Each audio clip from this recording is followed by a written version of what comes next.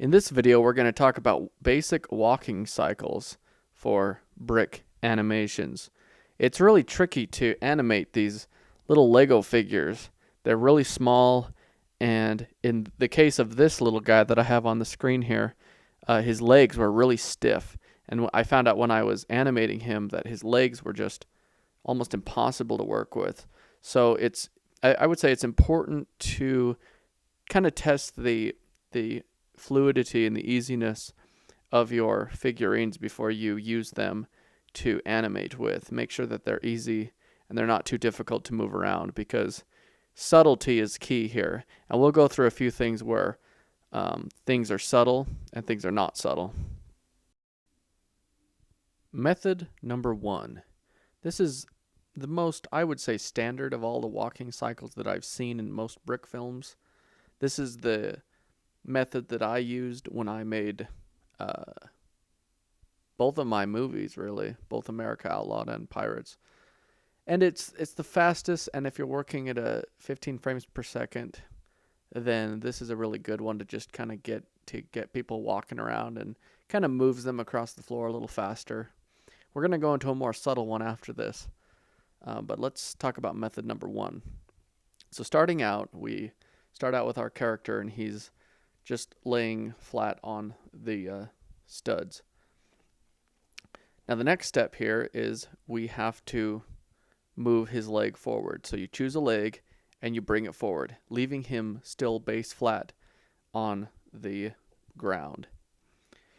The next step is to do a tricky little thing where you have to bend both the legs so that he's sort of like standing in the middle of the studs, kind of floating there. And what's tricky about this is you kind of have to adjust it very delicately so that your character can stay balanced on the Lego studs. Because at this point, he's not stuck in anything. There's nothing holding him up. It's basically just his balance. And to get it right, it takes a lot of practice. And that's probably why my thing here is shaky at first, but then it gets a little better as it goes along. And when you do a Lego film, a short film or a feature film, it'll get a lot better. And I think a lot of you guys noticed that with America Outlawed, it was a little shaky at times, but it was because I was learning. After you're past this point, then what you do is you push the other foot that is leading him down into the stud. So now he's back solid into the ground with his leading foot.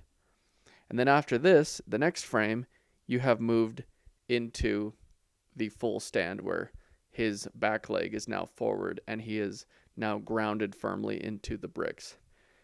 After you do this, you just cycle the feet and you just keep going along. And this is what it looks like when you have it all done.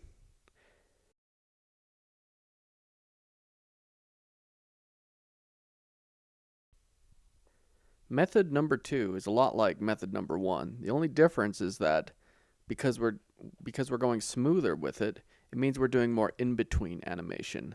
So to do method number 2, it's because you want smoother walking. The only problem is it's going to take you almost double the time and double the frustration, as I have learned. Basically, all you're doing is you're just adding, you're basically doubling it. You're adding more animation in between. And so we're going to just go through it real quick here, where you start out just like you were with the base flat, the guy in both the studs with his feet. And then but the difference is here, at least the way that I do it, is I do not immediately lift up the leg. I will instead have the Lego figure bend forward a little bit, and also leading with the hand that he's going to have swing in that direction. After you do that, then on the next frame, you will then lift up the leg. Once the leg is lifted and you kind of know which cycle walk he's going to be going in, then you proceed to do the floating animation, which is what we talked about in method 1, where your character has to float. But instead of just floating in the center, we want the character to sort of favor the rear.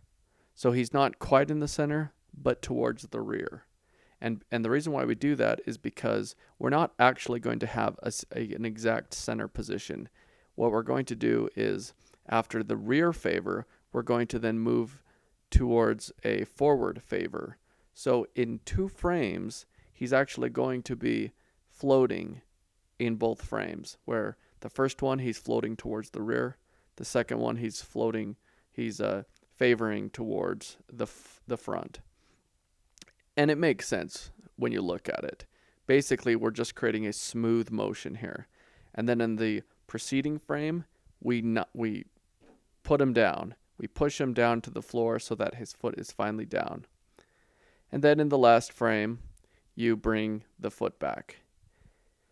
After all that is done, you have basically your cycle, which is about 7 frames. So the standard walk is about 5 frames.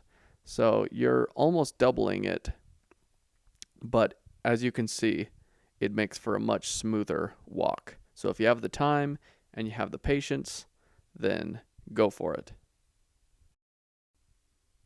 Method 3 is sort of my own method. At least I think it's my own. As far as I know, it's the only I kind of made it up when I was making my movies, and I don't know if I've ever seen anyone else do it, but it's what I call the speed walk. And it's sort of a funny sort of walk. It goes a lot quicker, and it has sort of a corny South Parkian kind of look to it. And if you use it, it's sort of if you use it, your Lego figures will kind of run around the scene kind of fast, but it can definitely have a funny comedic effect.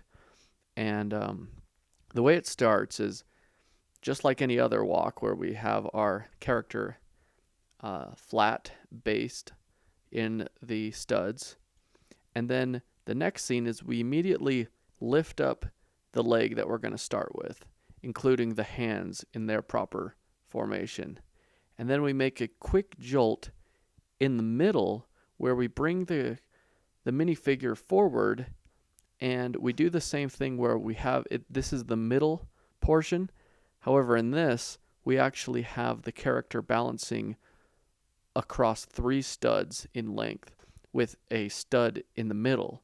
And so the character has a little more balancing room here. It's still a little tricky, but as you can see, we're quickly just rushing over the whole in-between thing. We're actually using a stud in between for his actual legs. So as you can tell, that he instantly goes into a stride. And also note that his torso is pushed forward a little bit to sort of simulate speed and desperation in what he's doing. The next shot, the next frame that we then move to, is we immediately push the character's foot down. And basically what we're doing here now is we're immediately going into the next cycle, where now his other foot is up. So it's like we haven't even got the guy flat down in the base yet, but we're already lifting up the next foot. And then as you can see in the next frame, that he's already in full stride. So we're basically just skipping over a lot of the formalities of walking, and the guy is just striding across.